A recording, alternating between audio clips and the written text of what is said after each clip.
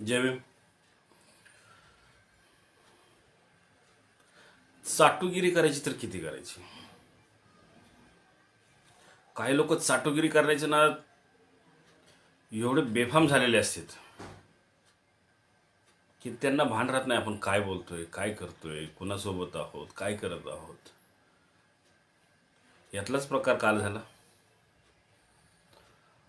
राष्ट्रवादी काँग्रेस शरदचंद्र पवार गट युवक प्रदेश अध्यक्ष मेहबूब शेख या नावाच्या भडव्याने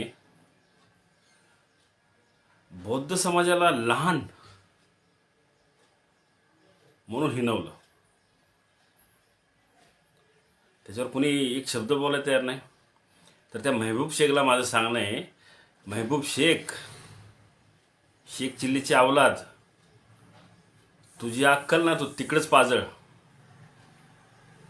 जिथं तुला हलवायची सवय असेल ना तिथंच तू तुझी अक्कल पाजळ. आमच्यामध्ये यायचा प्रयत्न करू नको. तुला वाटत असेल आमच्यातले 2-4 तुमच्याकडे आले तुमची चाटुगिरी करायला, त्यातले आम्ही नाही.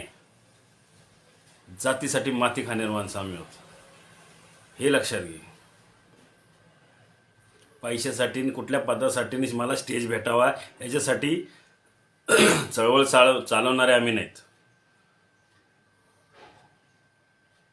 कुठल्या उद्देशाने म्हणला की बौद्ध समाजासारख्या लहान समाजातून एखादा माणूस अशा पवार साहेबांकडे आला आणि त्याला विधानसभेवर घेतला, काय उपकार केले का?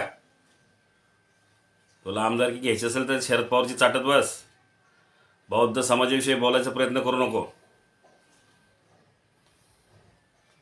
तुला कोणी अधिकार दिला बौद्ध समाजाला लहान मानण्याचा? इथे तुला अक्कल आहे का? कुठल्या पदावर काम करतो तू? जगातला सगळ्यात धर्म श्रेष्ठ कुठला आहे तर तो बौद्ध धर्म आहे, लक्षात घे.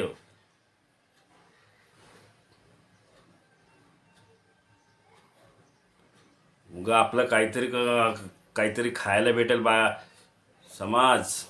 समाजाने कुठंतरी शान झालं पाहिजे. जे त्या गटाबरोबर काम करते ते सगळे तोंडात मुग घेऊन गप्प आहेत. बोलायची ताकद नाही, बोलू शकत नाहीत. बोललं तर आपली रोजीरोटी उद्या बंद होईल, आम्ही उपाशी राहू. पण तुमच्यासारख्या लोकांना सुट्टी देणार नाही. परत मेहबूब शेख परत आम्हाला डिवचायचा आणि हिनवायचा प्रयत्न करू नको. तुला जड जाईल. विधानसभेमध्ये तुम्हाला दाखवतोच आम्ही.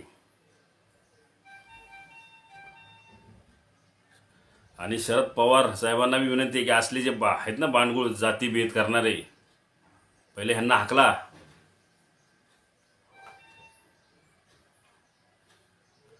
लागला सांगायला बौद्ध समाजासारख्या लहान समाजातून आला. परत आमच्यात डिवचायचा, आम्हाला आमच्या भावना दुखवायचा प्रयत्न केला तर तुझी धिंड काढल्याशिवाय राहणार नाहीत, एवढंच लक्षात ठेव. जय भीम, जय शिवराय.